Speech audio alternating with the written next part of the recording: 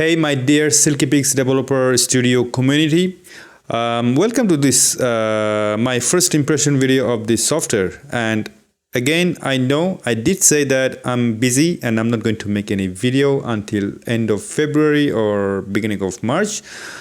But this is such a big news and I could not wait to share my opinion with you. So this video is not specifically necessarily a training video. I'm going to make it as I promised.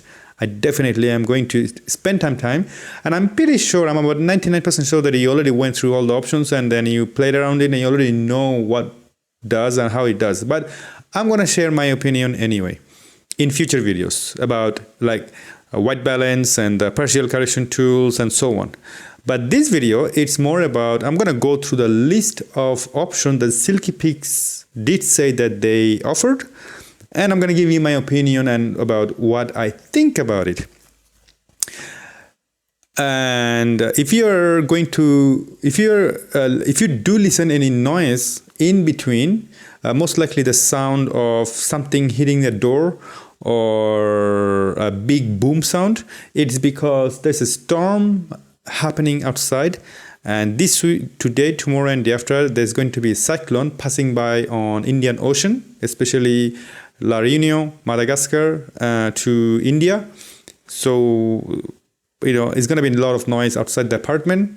People are running and the sound of storm, not a very pleasant sound. So I thought that I have my time, I'm gonna make a video about it, make a video on the software, not about the storm. Anyway, before I continue this video, one quick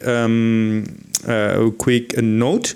Thank you so much for commenting on previous videos. You guys are very engaging, which make me motivated about making more videos, and that's more than money, more than making money. Yeah, I do get paid. I'm not gonna be lying. I do make a little bit of money on YouTube, but it's nothing compared to your engagement and when you talk to me and when you give me your opinion and you ask for ideas. And that's super nice. Anyway, and those who are supporting me via Patreon or via PayPal donation, seriously, I mean, it's something more than I imagined. That's all. Thank you. Now, I'm going to go step by step first. So starting with the new demosaicing technology. So what that means, I'm going to go to our first example. The new depositing technology is the clear view, which is by default is the new demosaicing option. The previous one was the standard, which was until Silkypix Developer Studio 10. So from 11, they didn't get rid of the old option, just like other software company does, like Adobe or Capture One or DxO. They kept the old one. Now they added the new one, but they made the new one as a default. If you don't like it, you always can go back to the old one. Now, about that. So this standard, I'm just gonna do a quick side by side. So this is the standard, both are standard. Now I'm gonna change the left one as a clear view, and then I'm gonna zoom in quite a bit. See what it does. So this is the standard and other side is the old one. Now what I see is before I do that, I'm going to change the settings. I'm going to go to the settings. I'm going to go to the display setting, and I'm going to change from fast rendering to the detailed rendering, which is going to take a lot of time and resources for my laptop.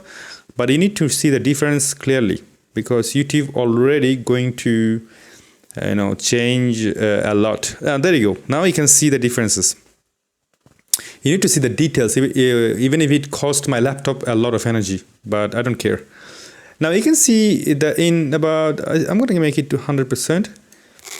So again, this one is the standard and that one is the clear view.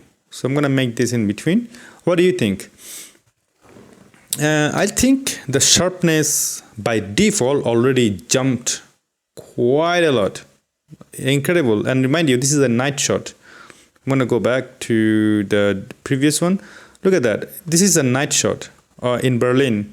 And which I try to say is that the ISO is quite high, and you're gonna see a lot of shadow noise. So all in all, that's a huge improvement just by default. So which is like already up to a good start. It's doing a lot of job ahead of you. And that's the beauty of this software, that you don't need to really do a lot of editing after. Like, you don't need to spend hours in Lightroom or Capture One trying to do fine tunes and everything. By default, it's giving you kind of like a pleasant look. I like it. Now, I'm gonna make detailed video in the future, but at the beginning, it's simply another new demosaicing engine that works just well. Is the old one is not as good? Like, for example, if you today have Silkypix Developer Studio 10 and you are wondering that, well, am I gonna upgrade or am I gonna keep the old one? Trust me, keep even the old one. Old one was already good. The new one just got better. If you want more sharpness, you can keep the old one. You can play with the sharpness in the sharpness slider, or you can bring it to the affinity photo and add sharpness separately with your choices. Sharpness and detail are not the most important thing in photography. This is good, but sharpness are not the only most important thing in photography. If your photo sucks, if you take a good photo with your Sony A7R4 of behind of a cat, if you know what I mean, is still a photo of a behind of a cat, high quality, which doesn't bring anything in photography. I rather have a good photo taken with a smartphone of a beautiful scenario, even if with the cost of less sharpness. I hope I explained what I mean to say. The new demosaicing engine is fantastic, but that's not the only most important thing in photography. So you should be very happy with your old Silkypix Developer Studio Pro 10. It just got a little bit better. But that's not the absolute important thing in photography. I'm repeatedly saying that. So print it in your head. The new one is fantastic. Old one is not that bad either. You should be happy with one or another. Now, well. So I think I explained enough. So the second one is said the new composition modes. So first one is the super resolution. Now, super resolution, I think I have some super resolution somewhere. There you go. I have a bunch of photos right there. So what happened is that it's basically simple. In Photoshop, you used to, or a Photoshop or Affinity Photo or even GIMP, you bring a serial number of photos and you stack them one on top of each other. And there's a lot of tutorials, and then you change the opacity and change the size of each photo to upscale your image. And that was like manually you upscale it, then you interpolate it, and then you export as a high resolution image, which brings a lot of details. You can print huge, etc. And now you still have to take a lot of images, but the difference is that this time you just have to select the image. For instance, I'm going to do till this, and you're going to go to the compositing mode. There you go. It doesn't work. Oh no, I selected the wrong photo. I already had the composite. I'm going to delete that. So I'm gonna select now first 5 photos, and go to the compositing mode, and there you go. And then you have this super resolution option, and then you can composite it. I'm not going to go to the demonstration. However, I'm going to tell you a few things about it. One, first, you don't need a lot of photo. Here I have 25 images. I tried with 25 images. It crashed because it's just way too many images. To be honest with you, it makes sense. Everything has a limit, meaning that just because you add more photos to a stack, it doesn't supposed to give you better quality. To be honest, after, let's say, give or take, after 10 image stack, 11th photo will give you exactly the same as the 10th. Number 15 photo will give you exactly the same as the 10th. I hope I make sense. What I'm trying to say is that, more than 5 or 6 images, it's just overkill. It's not going to give you any better result. It should give you exact same thing. So that's number one. So try not to stack too many photos because it's just worthless. And on top of that, it's going to crash. It did crash on me. And I hated it for that. And I realized it later, actually, what's the point? If it's giving you the maximum results already with the 5 or 6, keep it. The second one, which is, there is a gentleman in my previous video commented that his Sony A7R A7R image, he tried to stack them together with this 42 megapixel photos, and the option wasn't available. And I can confirm you that he's right, actually. You have to understand that even if it's disappointing, you have to understand the principle of super resolution. Why would you do that in first place? You have an image with no details or low resolution, but you have a lot of the same image. So you stack them together to have enough information so that you can see the details inside the image for printing, for posting in Facebook, or in your web. So that's the whole principle of super resolution. You upscale your image. That's the whole concept. If you have a 42 megapixel camera, even 30 megapixel image, I'm going to go even down. I'm going to go to 24 megapixel. A sports photographer back in the day with the Canon 1DX with a 12 megapixel image, they used to print for newspaper, for the billboards. Yeah, it was possible with the Canon 1DX of 12 megapixel photos. So to be honest with you, really, it doesn't matter. It really doesn't matter. Everything has a limit. You and me, majority, are going to post your image in the web page.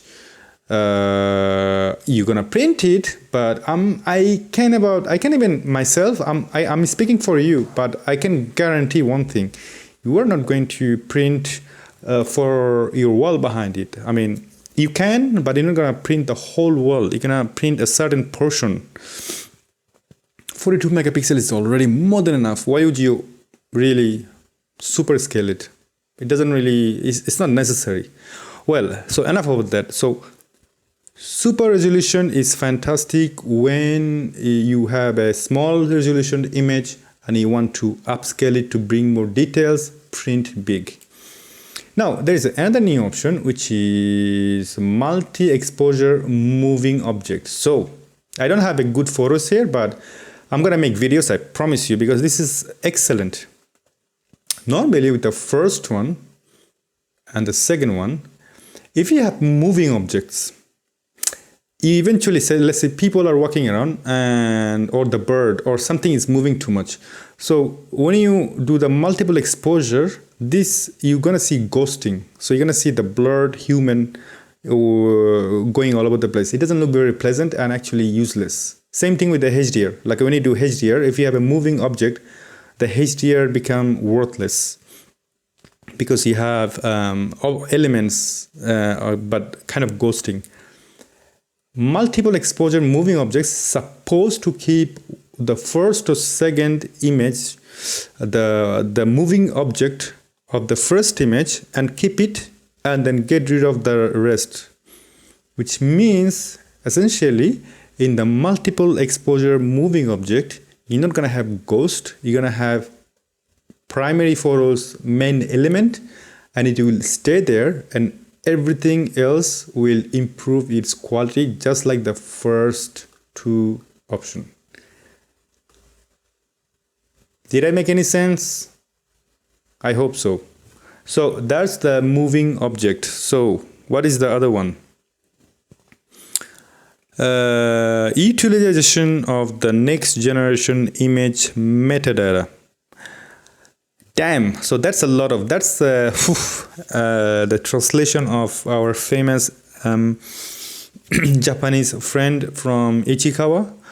So essentially what it means that you can go to the, let's say, partial correction tool.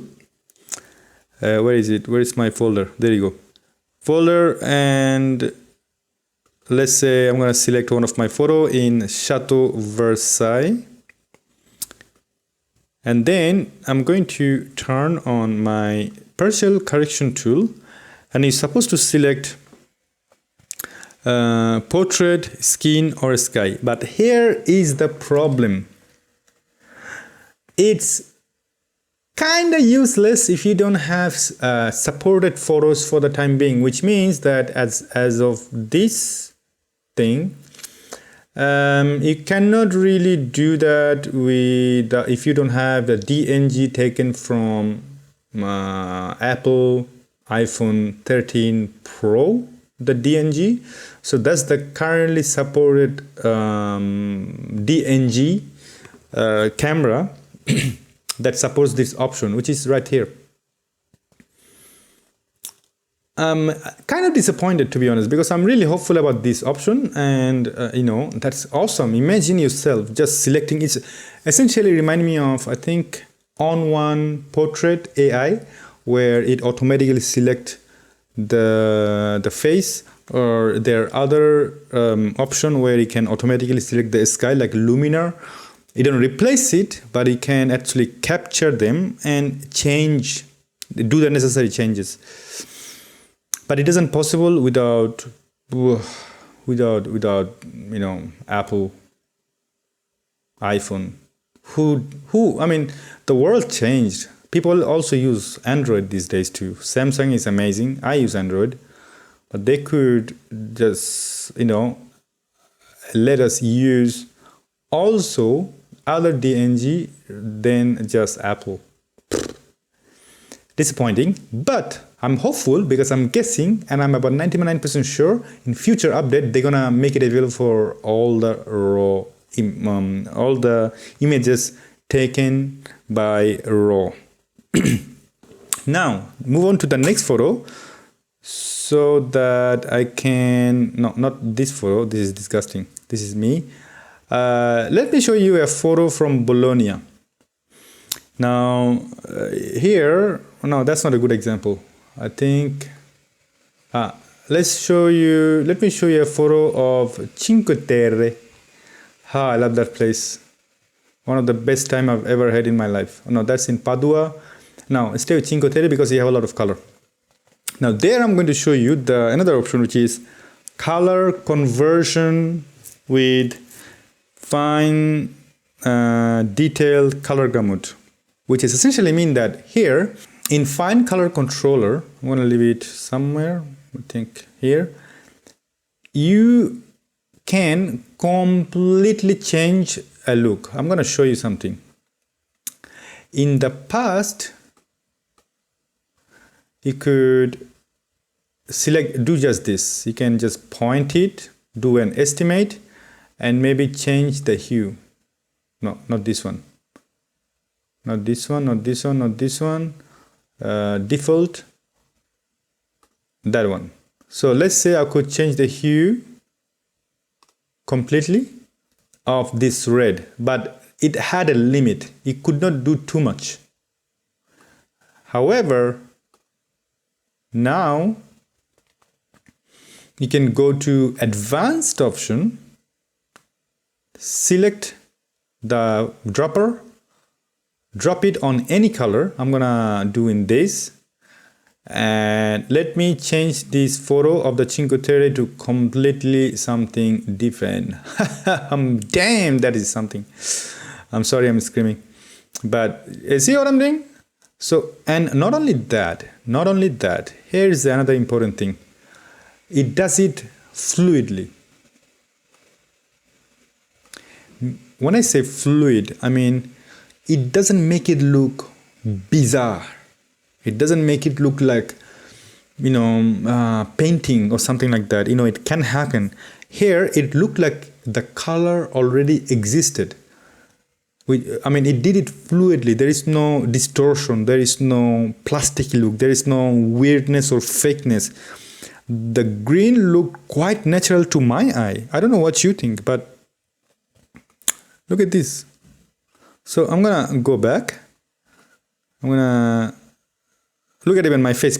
Because it's red, it's affected my skin tone too. So that's before, after. Before, after, before, after. I can do that all day long. Somebody need to stop me. So initialize. So I'm going to go back. So you know what I mean? So that's, I'm going to do a lot more, I'm going to play around with that a lot, but boy, that's amazing. Now, remove unwanted objects. Do I have any unwanted objects? There you go. I have something here. So let's say I want to get rid of those two. I'm going to take that stamp tool and select retouch, click that, and gone. And now you can move and then select the area that you think correspond with that location. And I recommend you to do a retouch, because what happens with the retouch button, it does it fluidly. So it doesn't make it look, that evidently you did something there. It doesn't happen. It does it fluidly. I'm going to do something more complicated, like with this one. So let's do it again. Make the brush size even smaller, and do a quick swipe. Beam. Let's see. Oof, boy, no, that's the wrong place. So I'm gonna turn around, and let's see. So you see, you have to be very precise, because that before there's a reflection. So because of the reflection, it did not do 100% job, but it is a lot better than the first one, and it should do anything that easy to get rid of, like a boat in the example I can see it. And for example, generally, when you're taking a photo of landscape, in the sky, you have the wires, the electrical wires that you can get rid of easily, which is, already good enough. So that's a good option. Again, I'm going to do a lot more test. Now, here's another thing. I'm going to go back to the initialize and 100%. Now, next one, which is in Padova. That's in Padova, home of my wife's grandfather. She's French, but the grandfather is from here. And I love this location as well. Beautiful place. Here, it says the partial correction tool added clarity. So again, we're going to go back to the partial correction tool and do a little bit of brush somewhere, wherever, I don't really care. There, for example, bring back the lightness, zoom in.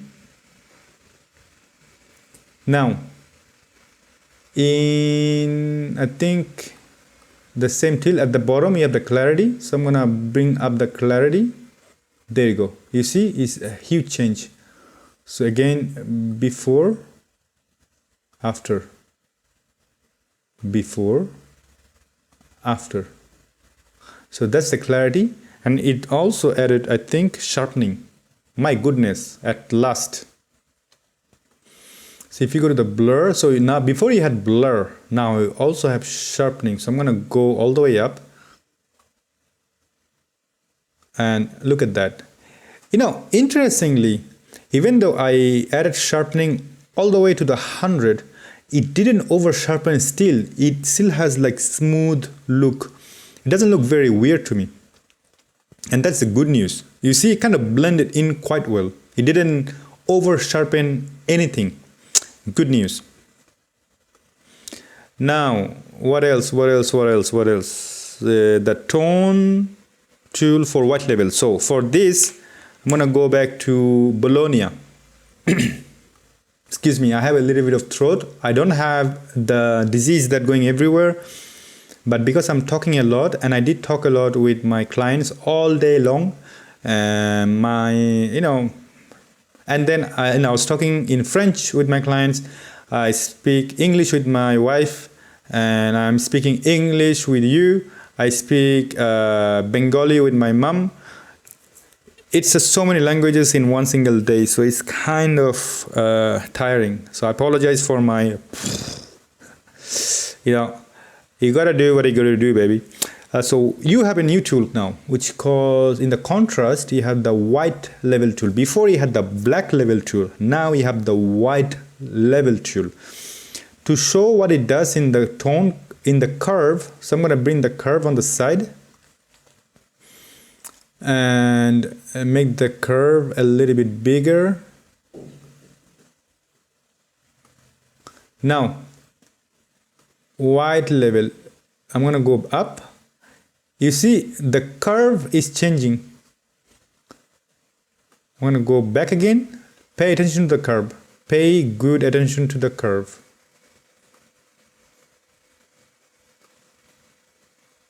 You see that?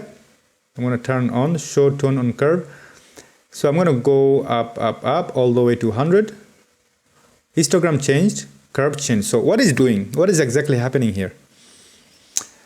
It's boosting the midtone up.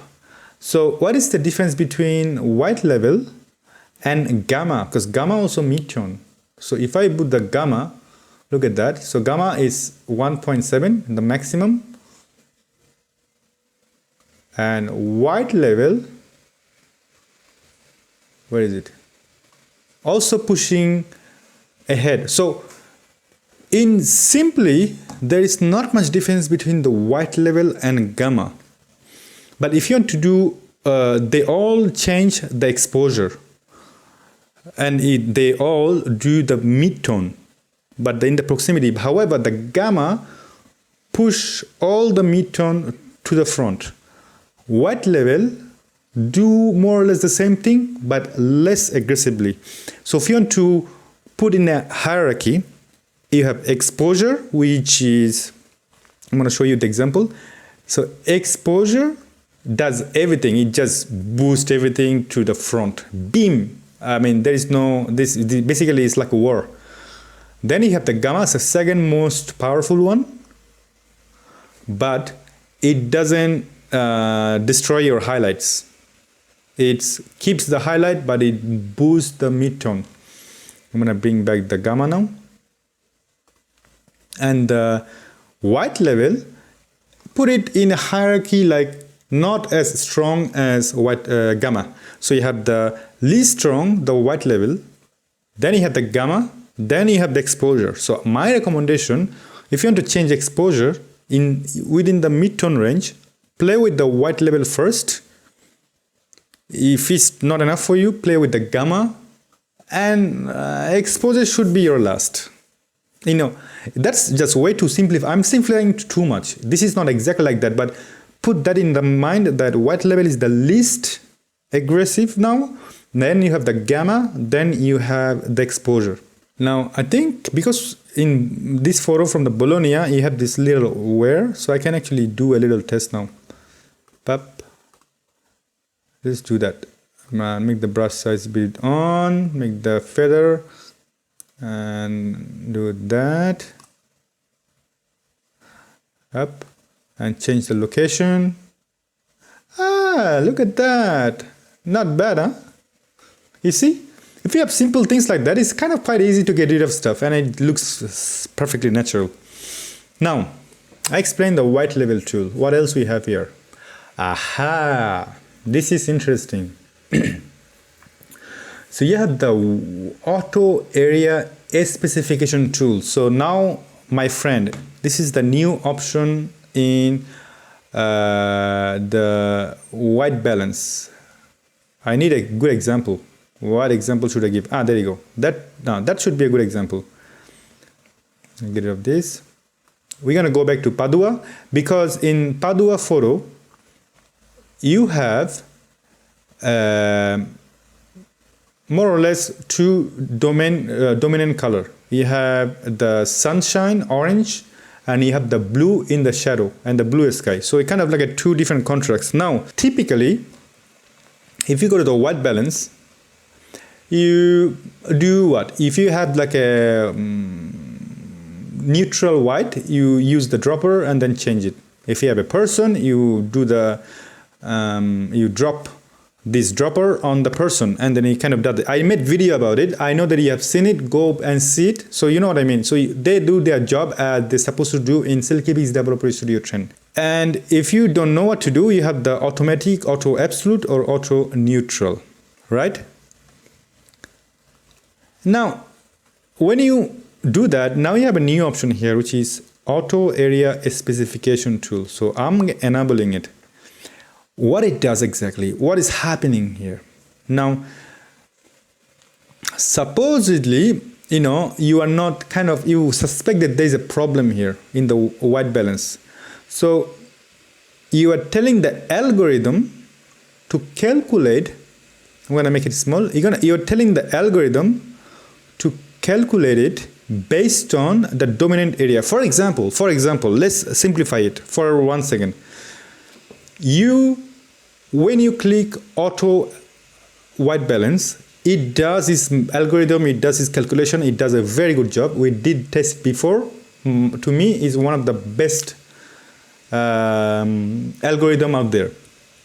Now it just got better. Now you're telling the algorithm that sunny area is the light source, which is the sun. So it should take that color as a priority to do white balance to the overall image. For instance, if I move this cross and we go to the corner, the shadow area,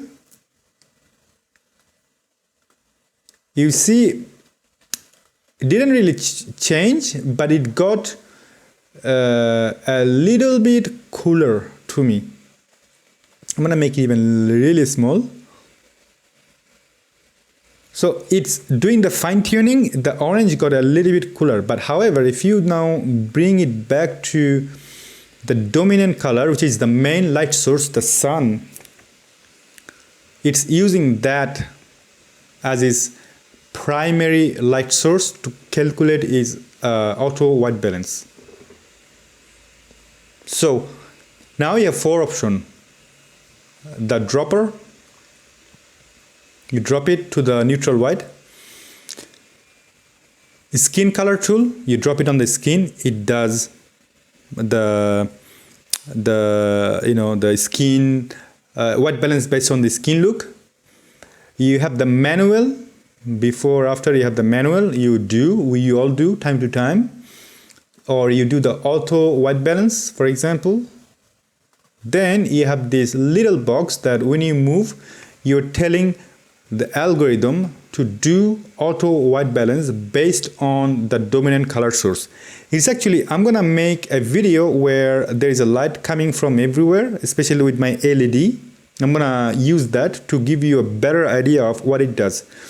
You're not seeing any serious change, because it's actually globally already a good image. So it doesn't need a lot of wiggling, which is already a good job. But you need more complicated image to demonstrate it better, right? So I'm gonna make better video, I promise. So right now, at least I hope I understand it. So auto area specification means you put that box into a bright area which you think is the primary light source of your entire image, and Silkypix will calculate it based on that light for the global image, right? So that's that. What else? And well, you have a new option, which is this one, where you can, they have a separate software, which is like a managing software. You put your SD card and it automatically pops in. So yeah, where was I? So sorry, my wife called to know if everything is okay. Well, about the cyclone and everything, because she's staying outside tonight. That's another reason why I'm making this video, because I have time for myself and for you guys. You're welcome.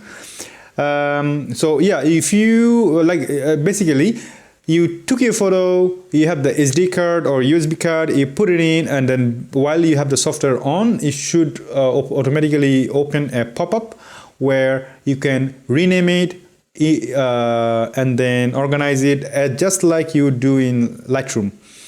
I made video on that particular software. They sell it separately, not that bad, but it's kind of becomes redundant if you already have the new Silkypix Developer Studio Pro 11, which does exactly the same thing. So watch that video to understand how this mechanism works. I'm going to make another video anyway, so they wait for that. But it's pretty much the same thing with the Express Photo Viewer, if I remember correctly. And then the thumbnail filtering and search, so which is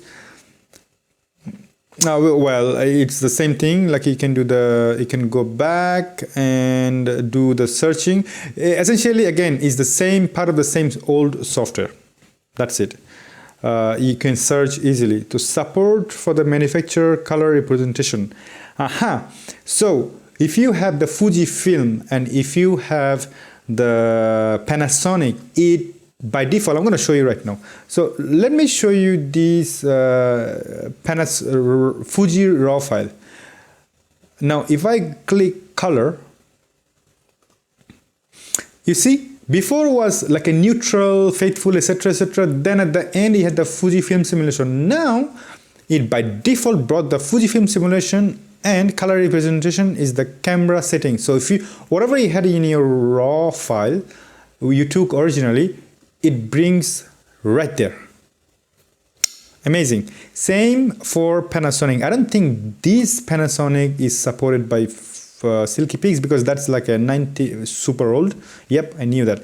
So, but if you have the Panasonic GH4, GH5, the other G80, G9, all the newest one and new bridge cameras, you should have all the profiles by default.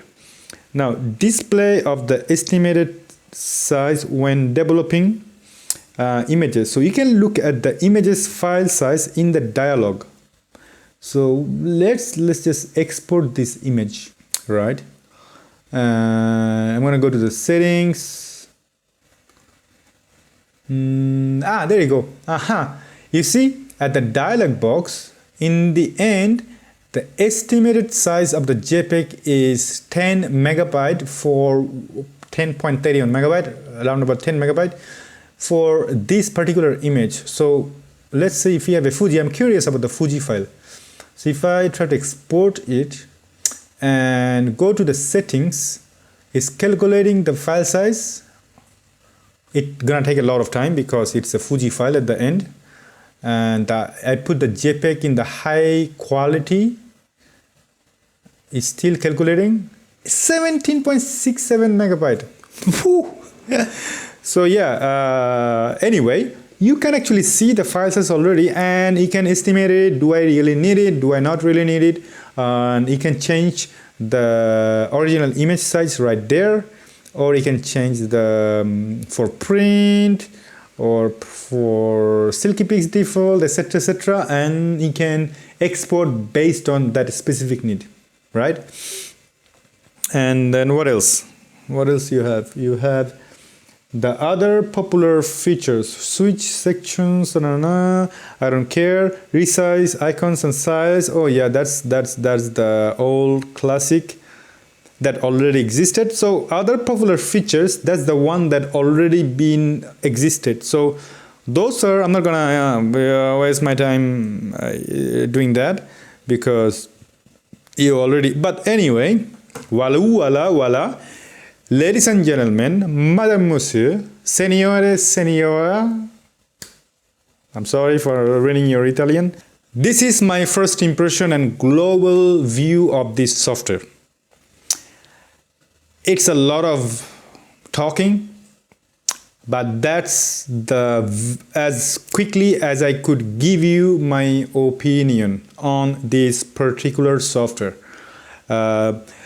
Again, if you have Silkypix Developer Studio Pro 10, would you spend money on upgrading to Silkypix Developer Studio Pro 11? I say yes, for number one reason. Currently it's on sale. It's 8,000 or 9,000 yen, which brings to in euro about 60 to, I don't know, 80 to 90 euro. You can calculate it in their software. That's, for a good software like that, this is a fantastic upgrade price.